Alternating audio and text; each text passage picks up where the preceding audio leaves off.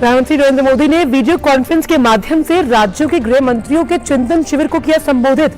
कहा, ये चिंतन शिविर सहकारी संघवाद का है एक उत्तम उदाहरण।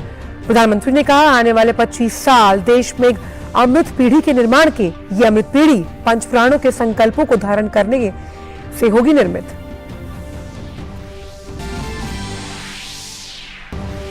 संयुक्त राष्ट्र सुरक्षा परिषद की आतंकवाद रोधी समिति की विशेष बैठक का आज मुंबई में आयोजन। बैठक के पहले दिन विदेश मंत्री डॉक्टर एस जयशंकर यूएनएससी के सदस्य देशों के प्रतिनिधियों के साथ 26/11 के पीड़ितों को देंगे श्रद्धांजलि। कहा, यह कड़ा संदेश दिया जाना चाहिए कि अंतर्राष्ट्रीय समुदाय आतंकवादियों को जवाबदेह ठहराने से कभी पीछे नहीं हटेगा।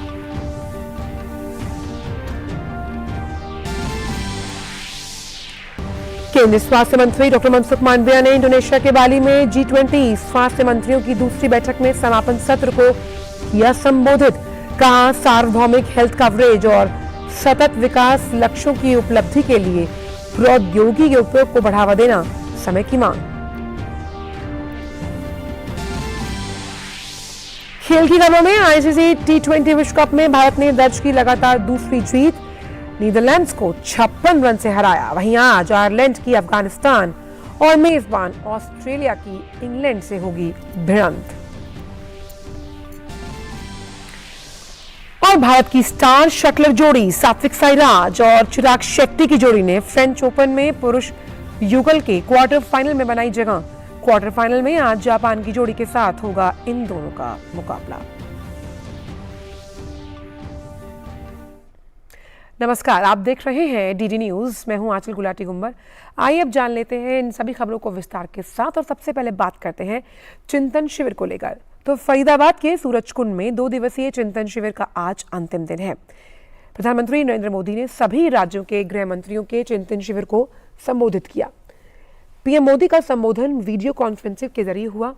पीएम मोदी ने कहा कि देश में उत्सव के माहौल के बीच शांति और सौहार्द जरूरी है। उन्होंने कहा कि अलग अलग चुनौतियों के बीच इन त्योहारों में देश की एकता का सशक्त होना नागरिकों की तैयारियों का प्रतिबिंब है। पीएम ने कहा कि कानून व्यवस्था राज्यों की जिम्मेदारी है, लेकिन ये राष्ट्र की एकता और अखंडता से भी जुड़े हुए हैं। हमें एक बात और समझनी होगी, अब कानून व्यवस्था किसी एक राज्य के दायरे में सिमटी रहने वाली व्यवस्था नहीं रह गई है। अब अपराध इंटरस्टेट और इंटरनेशनल हो रहे हैं। यानी टेक्नोलॉजी की मदद से एक राज्य में बैठे अपराधी दूसरे राज्य में भयंकर अपराध करने की ताकत रखते हैं। देश की सीमा से बाहर बैठे अपराधी भी टेक्नोलॉजी का जमकर गलत इस्तेमाल कर रहे हैं। इसलिए हर राज्य की एजेंसियों का आपस में तालमेल, केंद्र और राज्य की एजेंसियों का आपस में तालमेल, ये बहुत जरूरी है। प्रधानमंत्री नरेंद्र मोदी ने कहा कि सूरजकुंड में गृह मंत्रियों का ये चिंतन शिविर सहकारी संघवाद का एक बेहतर उदाहरण है। यहाँ राज्य एक दूसरे से सीखते हुए एक दूसरे से प्रेरणा ले सकते हैं, जिससे देश की बेहतरी के लिए मिलकर काम किया जा सके। सूरजकुंड में हो रहा गृह मंत्रियों का ये चिंतन शिविर कोऑपरेटिव फेडरलिज्म का भी एक उत्तम उदाहरण है। हर एक राज्य एक दूसरे से सीखे, एक दूसरे से प्रेरणा ले, देश की बेहतरी के लिए मिलजुल करके काम करें।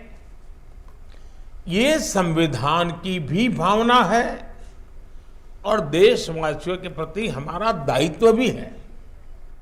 अपने संबोधन में पीएम ने कहा कि आने वाले 25 वर्ष देश में एक अमृत पीढ़ी के निर्माण के हैं, जो पंच प्राणों के संकल्पों को धारण कर ही निर्मित होगी। देशवासियों से अपील करते हुए उन्होंने कहा कि ये पंच प्रण एक संकल्प है, जिसको सिर्फ सामूहिक प्रयास से सिद्ध किया जा सकता है। विकसित भारत का निर्माण, गुलामी की हर सोच से मुक्ति, विरासत पर गर्व, एकता और एकजुटता और सबसे प्रमुख बात नागरिक कर्तव्य, इन पंच प्राणों का महत्व आप सभी भली भांति जानते हैं, समझते हैं। ये एक विराट संकल्प है जिसको सिर्फ और सिर्फ सबका प्रयास से ही सिद्ध किया जा सकता है। प्रधानमंत्री ने राज्य सरकारों से केंद्रीय जांच एजेंसियों का सहयोग करने की अपील भी की। उन्होंने कहा कि ये हर राज्य का दायित्व है कि चाहे राज्य की एजेंसी हो या फिर केंद्रीय एजेंसी, सभी एजेंसियों को एक दूसरे का पूरा सहयोग देना चाहिए। यहां आप में से अधिकतर या तो राज्य को नेतृत्व दे रहे हैं या फिर सीधे सीधे कानून व्यवस्था की जिम्मेदारी निभा रहे हैं।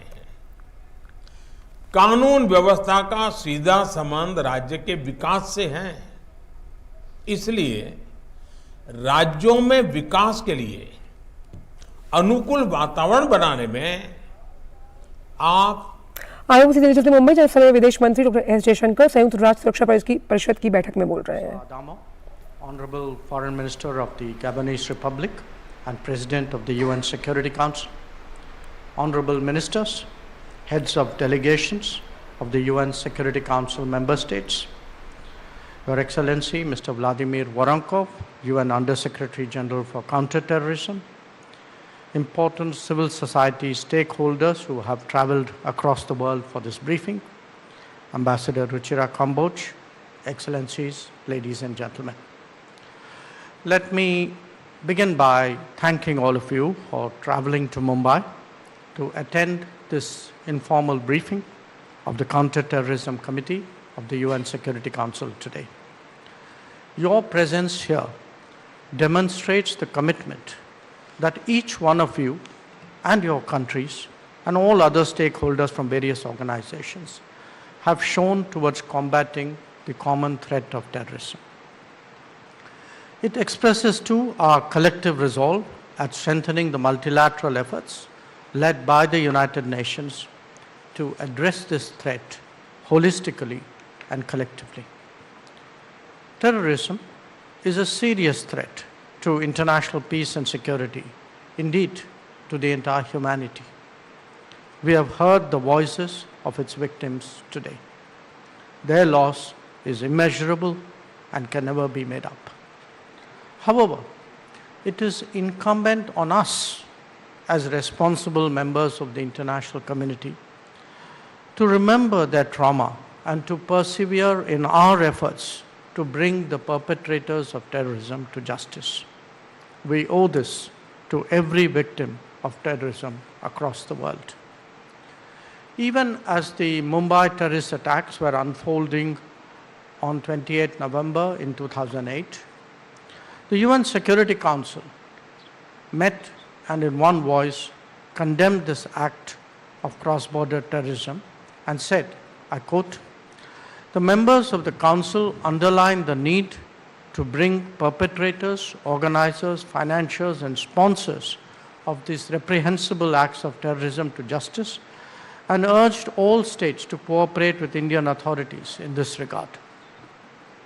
All acts of terrorism are criminal and unjustifiable regardless of their motivation." Now, in another month, we will be observing the 14th anniversary of these ghastly attacks on Mumbai in November 2008. While one of the terrorists was captured alive, prosecuted, and convicted by the highest court in India, the key conspirators and planners of the 26/11 attacks continue to remain protected and unpunished. When it comes to proscribing some of these terrorists, the Security Council has regrettably been unable to act in some cases because of political considerations. This undermines our collective credibility and our collective interests. A key aspect of combating terrorism is to effectively curb terror financing. Today, the Counter-Terrorism Committee will also be hearing from experts on countering financing of terrorism in the local and regional context. Excellencies, ladies and gentlemen, we all know that money is the lifeblood of terrorism. Terrorist organizations require funds and resources to maintain their organizational functioning and undertake activities.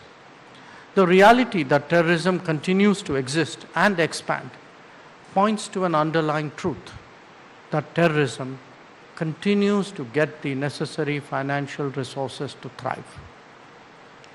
In this regard, therefore, I would like to make 5 points for the committee's consideration. 1. Effective and sustained efforts at countering terror financing is at the heart of the issue of countering terrorism. Normative efforts at the UN need to be coordinated through collaboration with other fora like the Financial Action Task Force, FATF, and the Egmont Group. 2.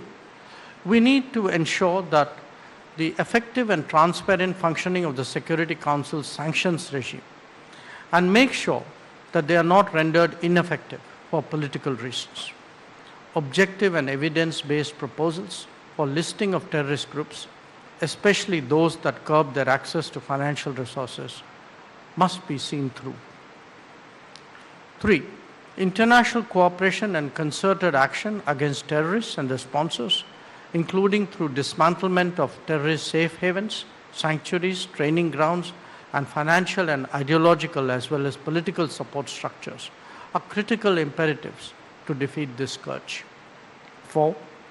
Terrorism's nexus with transnational organized crime, illicit drugs, and arms trafficking is by now well established. It is important that we recognize these linkages and strengthen multilateral efforts to break them. And 5. Over the years, terrorist groups have diversified their funding portfolio. They have also begun to exploit the anonymity afforded by new and emerging technologies, such as virtual currencies, for fundraising and finances. In this regard, we look forward to the deliberations of the special meeting of the committee tomorrow at New Delhi to provide innovative solutions for the international community to consider. Terrorism may have plagued several regions of the world. We, in India, understand its cost more than others. But with that experience comes the steeling of national resolve. Decades of cross-border terror has not and will not weaken our commitment to fight back. Our real tribute to the victims will be to rededicate ourselves to combating and eliminating the menace of terrorism, and this by stronger determination and joint action. We must rise above our political differences to address this scourge. The battle against terrorism must be fought resolutely at all fronts, all situations, and all places. We cannot be found wanting in our efforts. As the UN Secretary General stated, terrorism is pure evil, one with which we can never compromise. I'm confident that today's briefing on this important aspect of combating terrorism will assist the international community in that direction. I thank you for your attention.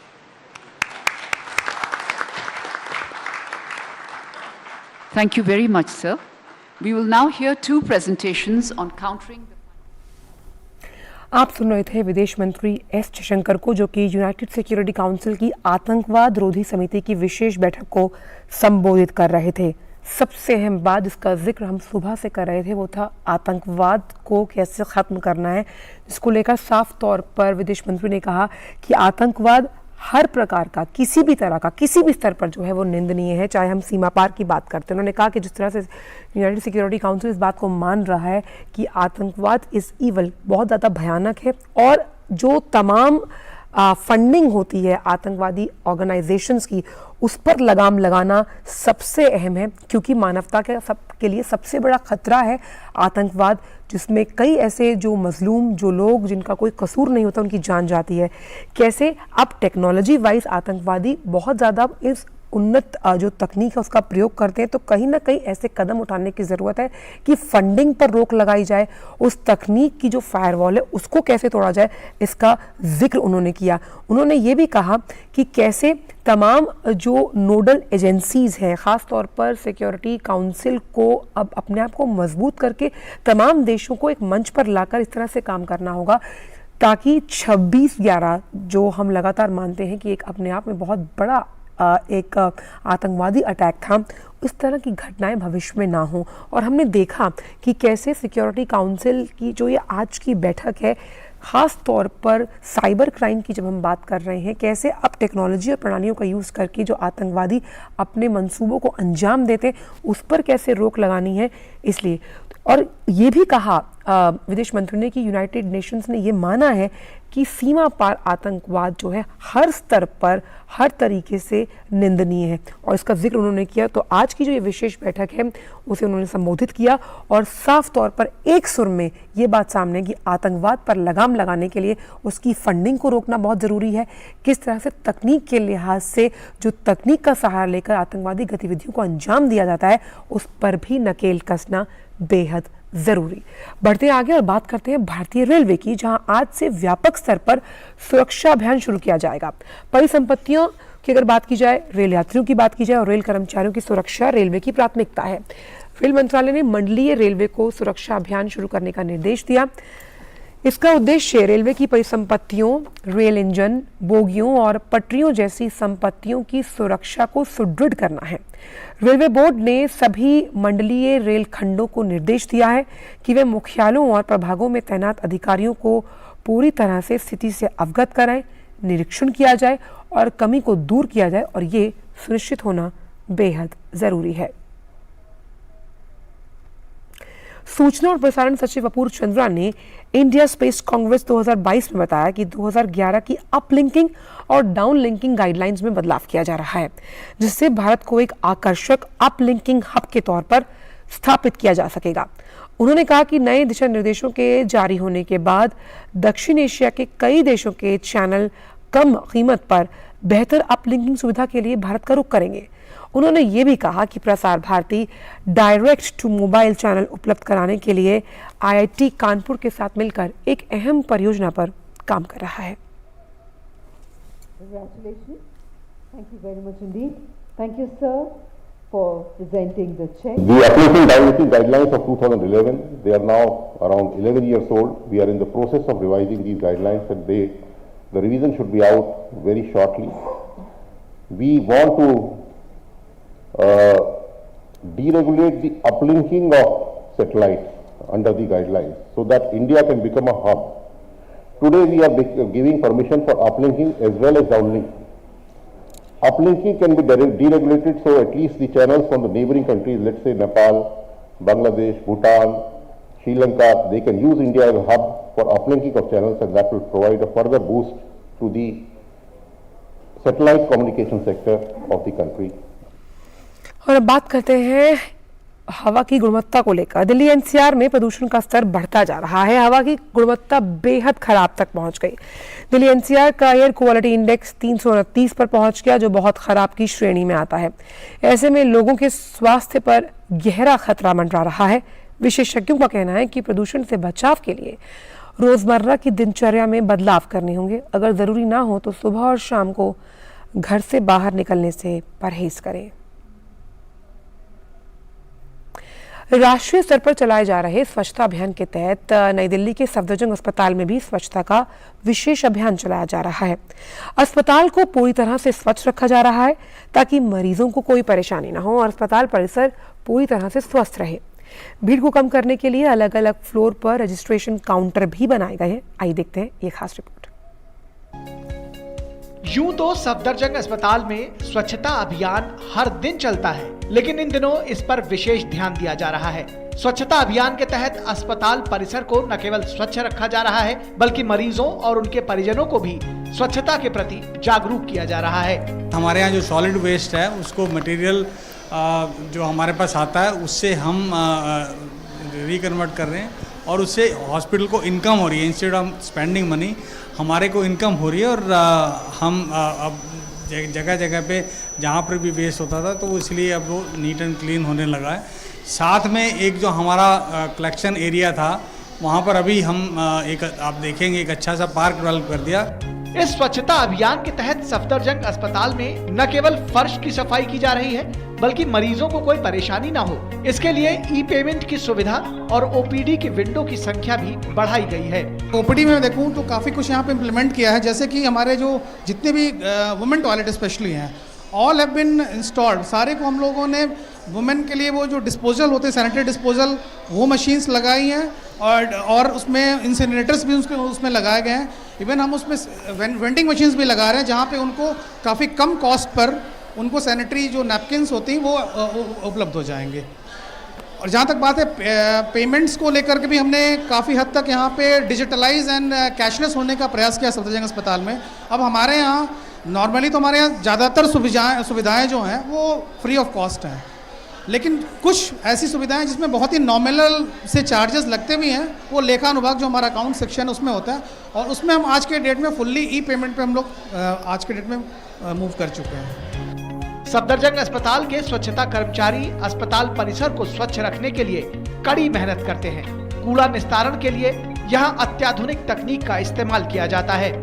हमारे यहाँ से जितना भी waste निकलता है सब properly recycle होता है और ऑथराइज रिसाइकलर के थ्रू रिसाइकल होता है। और उससे भी ऊपर बात ये है कि जितना खर्चा करने के बाद जो उसमें से रेवेन्यू बचता है उसका 25% स्टडी बेसिस पे वो कंपनी हॉस्पिटल को देती है। वो सर हम लोग ये ग्लव्स पहन के सारे प्लास्टिक गत्ता कागज पन्नी सब अलग कर दे, फिर कूड़ा में जाता है और प्लास्टिक में इस तरीके से हम साफ कर दे। गीला कूड़ा गीले में डाल देते, सूखा सूखे में। मेरी टीम जब वार्डों में जाती है तो मैं वार्डों के साथ में उनको पहले पीपी देता हूँ, मास्क ग्लव्स कैप एप्रन ये देने के बाद में मेरे लड़के वार्ड में जाते हैं, वहाँ पर देखते हैं कि गार्बेज भरा हुआ है। गार्बेज उन्होंने निकाला और दूसरा लगा दिया, खाली भरा हुआ गार्बेज को गांठ बांध के लेके आते हैं। यहाँ पर फिर वो सेग्रीगेशन होता है क्योंकि सूखा जो है वो तो छट जाएगा, गीला जो कूड़ा होता है गीले कूड़े को हम कंपोस्ट मशीन में खाद के लिए इस्तेमाल करते हैं क्योंकि उससे हमारा खाद बनता है। और हम अवेयरनेस भी करते हैं लोगों को कि कूड़ा मिक्स ना करें। अस्पताल परिसर को स्वच्छ रखने के लिए सफदरजंग अस्पताल को कायाकल्प पुरस्कार से सम्मानित किया जा चुका है। गंदगी कई बीमारियों का कारण बनती है। अगर हम अपने आसपास के इलाके को स्वच्छ रखेंगे तो कई बीमारियों से दूर रह सकेंगे। नई दिल्ली से नितेंद्र सिंह की रिपोर्ट, डीडी न्यूज। अब बात करते हैं दिल्ली की और दिल्ली में लीजिए अब पहाड़ और झरनों का आनंद। जी हाँ, दिल्ली के उपराज्यपाल वीके सक्सेना ने दिल्ली में बनाए गए 4 कृत्रिम जो झरने हैं यानी कि आर्टिफिशियल जो झरने हैं उनका उद्घाटन किया। कहाँ और कैसे बनाए गए देश की राजधानी दिल्ली में ये झरने बता रहे हैं हमारे संवाददाता गिरीश निशाना अपनी इस खास रिपोर्ट में। ये है असोला भाटी माइंस में नीली झील। अब इस झील में और 4 चांद लगाएंगे झरने। जी हाँ, गुरुवार को दिल्ली के उपराज्यपाल वीके सक्सेना ने इस झील में 4 कृत्रिम झरनों का उद्घाटन किया। दिल्ली वासियों को ये एक नया अनुभव प्रदान करेंगे। झरनों और नीली झील के विकसित होने के साथ ही प्रकृति प्रेमियों के लिए ये एक पसंदीदा जगह बन जाएगी। साथ ही दिल्ली वासियों के लिए ये एक बेहतरीन मनोरंजन का स्थल भी बन जाएगा। आज दिल्ली की सरजमी पर एक नया इतिहास लिखा गया है। कभी किसी ने ये कल्पना भी नहीं की होगी कि दिल्ली में भी वाटरफॉल देखे जा सकते हैं। आज यहाँ पर वाटरफॉल का उद्घाटन हुआ है और अब दिल्ली के लोगों को नैनीताल या अरुणाचल प्रदेश जाने की ज़रूरत नहीं है, वो यहीं पर वाटरफॉल देख सकते हैं। ये प्रधानमंत्री जी का सपना था कि दिल्ली के अंदर कुछ ऐसे जगह बनाई जाएं जहां दिल्ली के लोगों को एंटरटेनमेंट के लिए एक स्थान मिल सके। आज उसी सपने को पूरा करने का काम हम लोगों ने किया है। पर्यावरण और वन विभाग के साथ मिलकर प्रादेशिक सेना की ओर से इसे विकसित किया गया है। असोला भाटी माइंस को दिल्ली के इको टूरिज्म हॉटस्पॉट के रूप में विकसित करने की प्रतिबद्धता के तहत उपराज्यपाल ने नीली झील में झरनों का उद्घाटन किया है। झील से पानी को पंप करके झरने बनाए गए हैं। आगंतुकों की सुविधा के लिए एलजी ने अधिकारियों को पर्यावरण से होने वाले किसी भी नुकसान से बचने के लिए पर्यावरण के अनुकूल सामग्री का उपयोग करने के निर्देश दिए हैं। उन्होंने वन क्षेत्र के अंदर किसी भी तरह के प्लास्टिक की अनुमति नहीं दी है। अगर आप भी पहाड़ों पर झरनों का दीदार करना चाहते हैं, वो भी देश की राजधानी दिल्ली में, तो असोला भाटी माइंस में चले आइए। यहाँ पर इको हॉटस्पॉट टूरिज्म के तहत 4 कृत्रिम झरनों को विकसित किया गया है। कैमरामैन सुमित नौटियाल और श्रीनिवास के साथ गिरीश निशाना, डीडी न्यूज दिल्ली। बात करते हैं गढ़वा जिले की, जिससे आकांक्षी जिला में शामिल होने के बाद सरकार की मंशा और गरीबों की आकांक्षा दोनों ही फलीभूत होने लगी हैं। पिछले कुछ सालों में यहाँ पर स्वास्थ्य सुविधाओं में काफ़ी सुधार हुआ। इसकी वजह से यहाँ के लोगों को काफ़ी सहूलियत हुई है। पेश है ज़मीनी हकीकत से जुड़ी ये खास रिपोर्ट।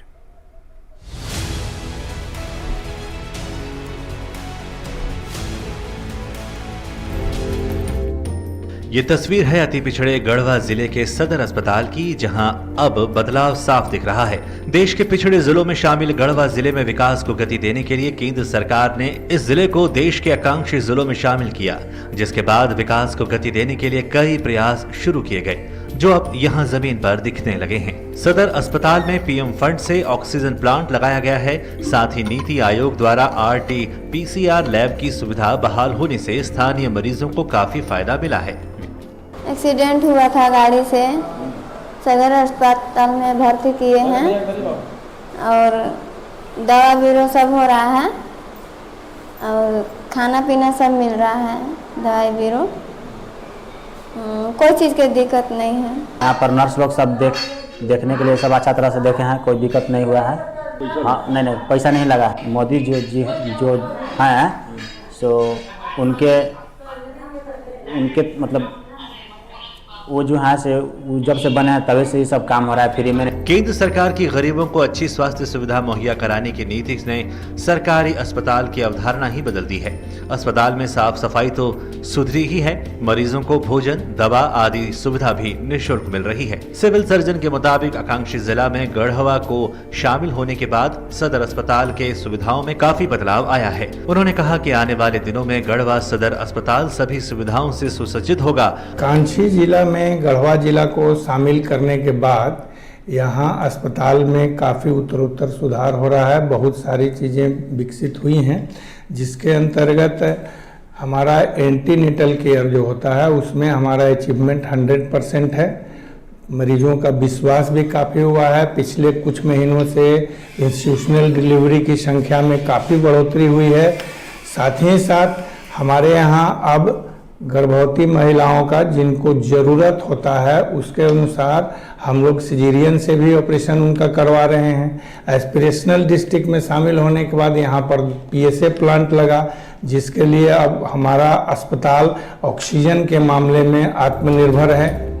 केंद्र सरकार की गरीबों तक बेहतर स्वास्थ्य सुविधा मुहैया कराने का वादा गढ़वा में हकीकत में बदलता दिख रहा है। गढ़वा जिले को आकांक्षी जिला में शामिल होने का लाभ यहां के गरीब परिवार के मरीजों को मिलने लगा है। Bureau report, DD news.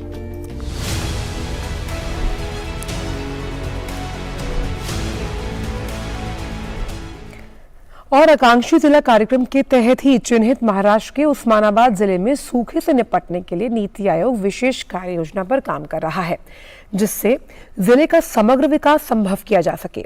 किसानों और पशुपालकों के साथ कैसी है यहां आकांक्षी जिला कार्यक्रम की रफ्तार, देखिए इस खास रिपोर्ट में।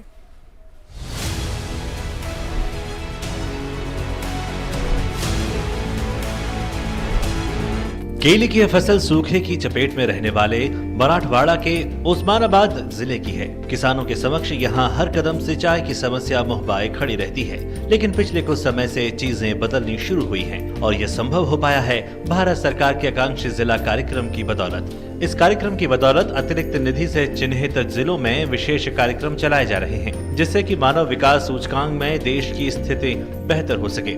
उस्मानाबाद जैसे सूखाग्रस्त जिले में केले की खेती कई लोगों को अचंभे में डाल रही है। हमारे जो बनाना खेती है, जैसे कि आज रावेर जलगांव इस तरफ है, उससे हम 10% भी कम नहीं। इस वास्ते हम ये है दुष्काल पट्टे में जे पिछले वाला जिला बोलते हैं, वैसा उस्मानाबाद जिले का नक्शा बदलने के लिए हम कर रहे हैं। इससे हमारा ही फायदा है, हमारे जिले का भी नाम होगा, हमारे राज्य का भी नाम होगा। कृषि वैज्ञानिक केंद्र की मदद से किसानों को यहाँ कृषि की नई नई तकनीक बताई जा रही है और उन्हें प्रोत्साहित भी किया जा रहा है। प्राकृतिक अस्थिरता से जूझने वाला यह जिला आकांक्षी जिला कार्यक्रम में शामिल होने से अन्य जिलों से प्रतिस्पर्धा करने की स्थिति में आता दिख रहा है और यहाँ के किसान भी कुछ नया करने के लिए तैयार दिख रहे हैं। मैं पहले पारंपरिक खेती करता था और पारंपरिक खेती करते करते इसमें ज्यादा नफा नहीं था, तो मैं सोच रहा था कि नवीन कुछ तो करूँ। तो मेरा जो गढ़ था छत्रपति, वो गढ़ के हिसाब से मुझे केवी के कृषि विज्ञान केंद्र तुलजापुर यहाँ से थोड़ी सी मालूमात मिली और उन्होंने ऐसी मुझे संकल्पना रुझाई कि पॉलीहाउस। ब्रेक के बाद सभी का स्वागत और आइए रुक करते हैं अंतर्राष्ट्रीय खबरों का। मॉस्को में वैश्विक वल्दाई डिस्कशन क्लब में चर्चा के दौरान रूसी राष्ट्रपति व्लादिमीर पुतिन ने दावा किया कि कीव एक डर्टी बम तैयार कर रहा है। पुतिन ने चिंता जाहिर करके ये भी कहा कि युद्ध में यूक्रेन डर्टी बम का इस्तेमाल कर सकता है। पुतिन ने कहा कि रूस IAEA मिशन द्वारा यूक्रेनी परमाणु स्थलों की जल्द जांच के पक्ष में है। रूसी राष्ट्रपति व्लादिमीर पुतिन IAEA में यूक्रेन से स्थित परमाणु का जल्द से जल्द निरीक्षण करने का आह्वान भी कर रहे हैं। यूक्रेनी राष्ट्रपति ज़ेलेंस्की ने कहा कि रूसी सेना ने मिसाइल और ड्रोन हमलों के द्वारा यूक्रेन के बिजली उत्पादक नेटवर्क को निशाना बनाया। ज़ेलेंस्की ने कहा कि रूस के ये हमले यूक्रेनी नागरिकों के साहस नहीं तोड़ सकते। रूस ने यूक्रेन पर अब तक 8,000 से अधिक हवाई हमले किए और 4,500 मिसाइल दागी। यूक्रेन ने पिछले 2 दिनों में 23 रूसी ड्रोन मार गिराए। संयुक्त राष्ट्र का परमाणु निगरानी विभाग यूक्रेन पर रूस द्वारा लगाए गए डर्टी बम के आरोपों का स्वतंत्र सत्यापन करेगा। अंतर्राष्ट्रीय परमाणु ऊर्जा एजेंसी के महानिदेशक राफेल ग्रोसी ने कहा कि IAEA के निरीक्षक यूक्रेन में 2 स्थानों पर अपना काम करेंगे। ग्रोसी ने कहा कि निरीक्षक परमाणु सामग्री का पता लगाने के लिए काम करेंगे। उन्होंने बताया कि ये सत्यापन सुरक्षा उपायों पर, परमाणु सामग्री के बिना जानकारी के उत्पादन और 2 स्थानों पर प्रसंस्करण से संबंधित है। डर्टी बम क्या होता है हम आपको बताएं। वो एक ऐसा हथियार है जो पारंपरिक विस्फोटक जैसे डायनामाइट को यूरेनियम जैसे रेडियोधर्मी सामग्री से जोड़ता है। हालांकि यूक्रेन और उसके पश्चिमी सहयोगियों ने इस आरोप का दृढ़ता से खंडन किया, जोर देकर कहा कि रूस की डर्टी बम का दावा जो उसने किया है कि वो रूस उपयोग करना चाहता है, क्योंकि यूक्रेन की योजना ये है कि वो ये इल्जाम लगाकर इसका दोष रूस के मत्थे मार दे। वहीं अमेरिकी रक्षा सचिव लॉयड ऑस्टिन ने कहा कि रूस में सालाना परमाणु बलों के लिए आयोजित होने वाले ग्रोम अभ्यास में रूस द्वारा परमाणु हथियारों की वास्तविक तैनाती के ऐसे कुछ भी संकेत नहीं दिख रहे। लॉयड ऑस्टिन ने बताया कि ऐसा नहीं लगता कि रूस ग्रोम अभ्यास की आड़ में परमाणु हथियारों की तैनाती कर रहा है। बात ट्विटर की, जिसके CEO पराग अग्रवाल और वित्त प्रमुख नेड सेगल ने कंपनी के सैन फ्रांसिस्को मुख्यालय को छोड़ दिया। ट्विटर के लिए परामर्शदाता और ट्रस्ट के प्रमुख विजया गड्ढे को भी निकाल दिया गया। एलन मस्क अब ट्विटर के प्रभारी हैं। मस्क के पास ट्विटर का अधिग्रहण पूरा करने के लिए आज शुक्रवार तक का समय था। इसी साल अप्रैल में ट्विटर ने मस्क द्वारा सोशल मीडिया सेवा को खरीदने और इसे निजी करने के प्रस्ताव को स्वीकार किया था। यूरोपीय संघ के देशों द्वारा नई पेट्रोल डीजल कारों की बिक्री पर पूरी तरह से प्रतिबंध लगाने का समझौता किया गया। ये समझौता 2035 से कानूनी रूप से लागू हो जाएगा। समझौता इलेक्ट्रिक वाहनों की बिक्री में तेज़ी लाने के लिए है और ताकि जलवायु परिवर्तन की जो तमाम चुनौतियां हैं उनसे निपटा जा सके।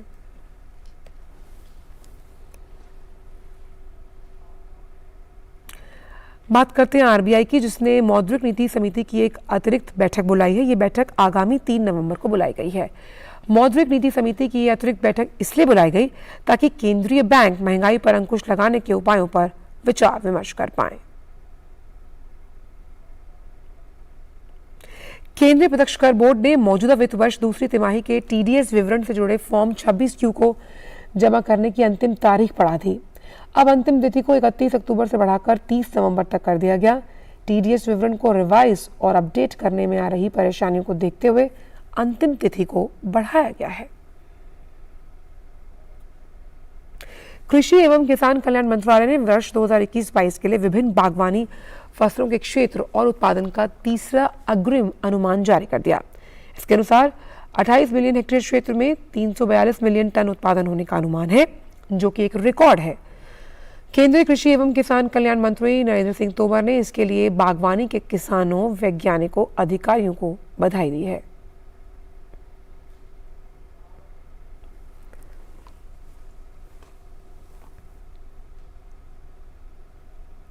बात खेल की खबरों की करते हैं तो आईसीसी टी20 विश्व कप में आज 2 मैच खेले जाएंगे। पहले मुकाबले में आयरलैंड का सामना अफगानिस्तान से होगा। मेलबर्न में होने वाला ये मैच सुबह 9:30 से शुरू होगा। पहले मैच में इंग्लैंड को हराने वाली आयरलैंड टीम के हौसले बुलंद हैं, वहीं दूसरी ओर अफगानिस्तान को अपनी पहली जीत की तलाश।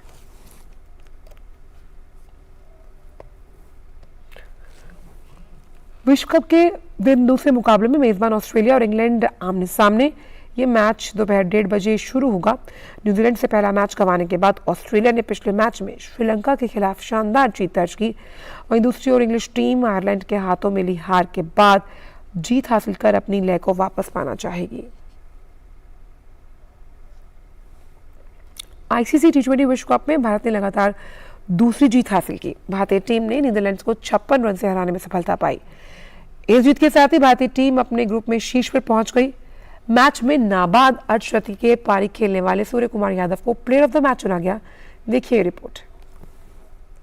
टी20 विश्व कप में जीत के साथ आगाज करने वाली भारतीय टीम सिडनी क्रिकेट ग्राउंड पर नीदरलैंड्स के खिलाफ जीत के इरादे से उतरी। टॉस भारतीय कप्तान रोहित शर्मा ने जीता और पहले बल्लेबाजी करने का फैसला किया। हालांकि टीम इंडिया की शुरुआत अच्छी नहीं रही और केएल राहुल महज 9 रन बनाकर तीसरे ओवर में पवेलियन लौट गए।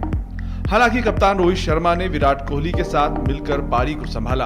दोनों बल्लेबाजों ने दूसरे विकेट के लिए 56 गेंद पर 73 रन जोड़े। इसी बीच रोहित ने अपना अर्धशतक पूरा किया। वो 53 रन बनाकर आउट हुए। रोहित के आउट होने के बाद सूर्य कुमार यादव ने कोहली के साथ मोर्चा संभाला। दोनों ने तेजी से रन बनाए। कोहली ने प्रतियोगिता में लगातार दूसरा अर्धशतक पूरा किया। तीसरे विकेट के लिए कोहली और सूर्य कुमार ने 48 गेंद पर 95 रन जोड़े। सूर्य कुमार ने पारी की अंतिम गेंद पर छक्का लगाकर अपना अर्धशतक पूरा करते हुए टीम का स्कोर 2 विकेट पर 179 रन तक पहुंचा दिया। विराट कोहली ने 44 गेंद पर 3 चौके और 2 छक्कों की मदद से नाबाद 62 रन बनाए। वहीं सूर्य कुमार यादव ने विस्फोटक पारी खेलते हुए 204 के स्ट्राइक रेट से 25 गेंदों पर नाबाद 51 रन की पारी खेली। 180 रन के लक्ष्य का पीछा करने उतरी नीदरलैंड्स की टीम शुरुआत से ही दबाव में दिखाई दी। नीदरलैंड्स की शुरुआत अच्छी नहीं रही। सलामी बल्लेबाज विक्रमजीत सिंह तीसरे ओवर में पवेलियन लौट गए। उन्हें भुवनेश्वर कुमार ने बोल्ड किया। वहीं मैक्स ओडॉव को अक्षर पटेल ने 16 रन पर बोल्ड किया।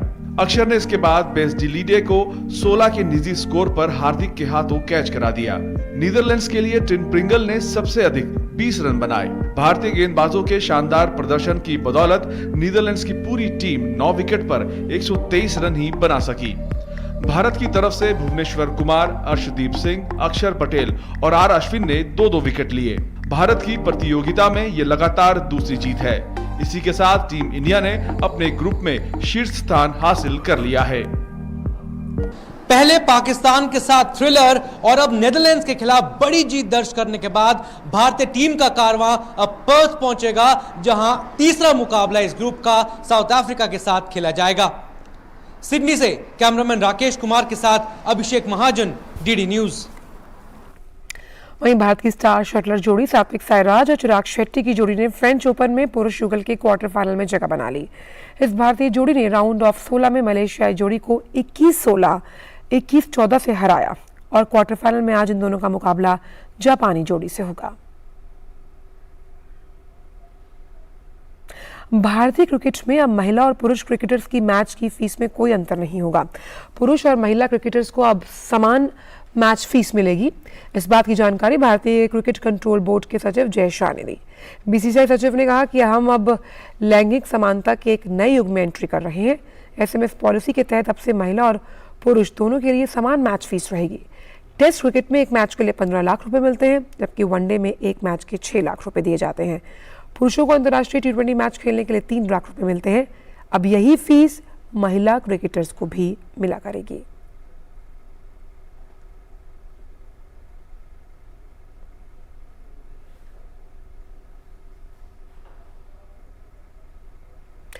और अब खबर आपकी सेहत से जुड़ी हुई। ऑस्टियोपोरोसिस एक ऐसी समस्या है जो अनियमित जीवन शैली और बढ़ती उम्र के साथ होने लगती है। ये जो रोग है, इसके ग्रस्त होने पर व्यक्ति पर क्या प्रभाव पड़ता है और कैसे इस रोग से बचा जा सकता है, आइए देखते हैं हमारे खास हेल्थ सेगमेंट में।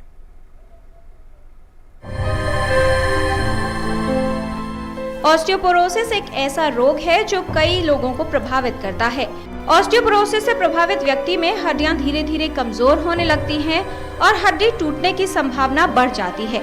ऑस्टियोपोरोसिस की बात करें तो इसमें जो हड्डियों का जो मोड मास है वो कम हो जाता है, जिसकी वजह से हड्डियां कमजोर हो जाती हैं और उनमें टूटने का खतरा बढ़ जाता है। ऑस्टियोपोरोसिस ज्यादातर वैसे तो किसी भी बोन को इन्वॉल्व कर सकती हैं, लेकिन ज्यादातर ये स्पाइन की हड्डियों को, हमारे हिप बोन्स को और रिस्ट की हड्डियों को इन्वॉल्व करती है। ऑस्टियोपोरोसिस जो है वो लोगों में पीठ के दर्द या कमर के दर्द की तरह प्रेजेंट करती है। इसके अलावा ऑस्टियोपोरोसिस होने से मरीज की जो व्यक्ति की जो हाइट है उसमें कमी आ जाती है, उसका जो शरीर है वो आगे की तरफ झुकाव दे जाता है। और कभी कभी क्या होता है कि जिन लोगों को ऑस्टियोपोरोसिस होता है उनमें हड्डियां इतनी कमजोर होती हैं कि जरा से खांसने, छींकने या आगे झुकने से भी हड्डियां टूट जाती हैं। तो ऑस्टियोपोरोसिस को रिकॉग्नाइज करना और उसको प्रिवेंट करना बहुत इंपॉर्टेंट है। जल्द पहचान और सही समय पर इलाज द्वारा इस रोग की गंभीरता को बढ़ने से रोका जा सकता है। जो फूड है उसमें कैल्शियम या उससे विटामिन डी से रिलेटेड जितनी भी चीजें हैं, जैसे दूध, दही, पनीर, हरे पत्तेदार सब्जियां, सोया ड्रिंक, इन सब का सेवन करने से ऑस्टियोपोरोसिस की संभावनाएं कम हो जाती हैं। अपनी लाइफस्टाइल को संतुलित रखें, उसमें रोज एक्सरसाइज करें, गेट ट्रेनिंग एक्सरसाइजेस करें, संतुलन अपने शरीर का संतुलन बनाने के लिए एक्सरसाइज करें ताकि आप गिरे ना और गिरने से जो फॉल से जो फ्रैक्चर होता है उससे आपका बचाव हो सके। इसके अलावा स्ट्रेस भी एक बहुत बड़ा कारण होता है, तो अपने शरीर का स्ट्रेस कम करने के लिए मेडिटेशन और योगा करें। अपना वजन संतुलित बनाए रखें। विटामिन डी का सबसे अच्छा सोर्स जो है वो सूरज है। सन एक्सपोजर जरूर लें जिससे आपके शरीर में पर्याप्त मात्रा में विटामिन डी पहुंचता रहे। नियमित रूप से व्यायाम करें और संतुलित आहार लें, साथ ही सक्रिय जीवन शैली अपनाएं जिससे आपकी हड्डियां और मांसपेशियां मजबूत रहें। आज से ही अपनी हड्डियों और मांसपेशियों की सेहत को लेकर सतर्क हो जाएं, जिससे ऑस्टियोपोरोसिस रोग से बचाव किया जा सके। किरण भारद्वाज, डीडी न्यूज। और अब बात तमिलनाडु में स्थित महाबलीपुरम की, जो अपनी शिल्प कला और मन मोह लेने वाले दृश्यों के लिए जाना जाता है। ये शहर प्रकृति और उसके साथ साथ तमाम जो उससे जुड़े हुए छोटे मोटे एक मनोरम दृश्य हैं उनके लिए जाना जाता है। तो आइए आपको महाबलीपुरम की सैर पर लेकर चलते हैं और देखते हैं वहाँ के अलौकिक दृश्य।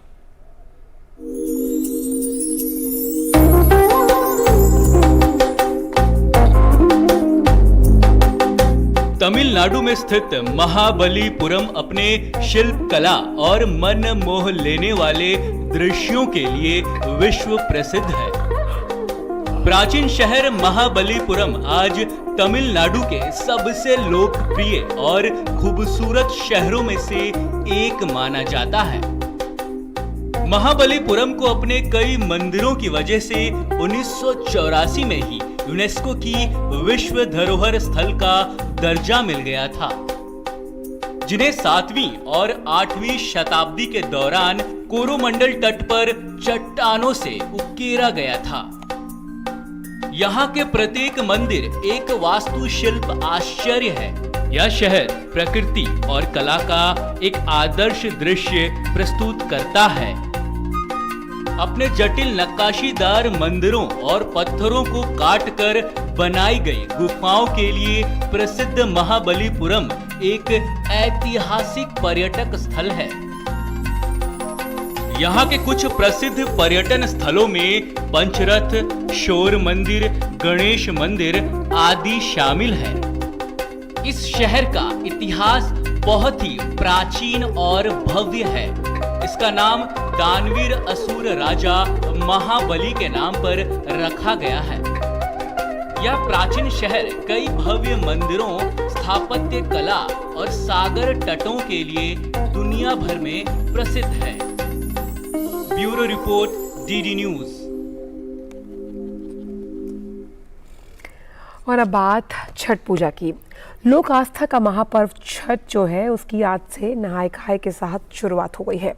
नहाय खाए के दिन सुबह जल्दी उठकर स्नान कर नए और साफ सुथरे कपड़े पहनकर शाकाहारी भोजन किया जाता है। और इसके साथ ही नहाय खाए के दिन महिलाएं घर की साफ सफाई करती हैं। घर में चने की दाल, लौकी की सब्जी और भात प्रसाद के रूप में बनता है।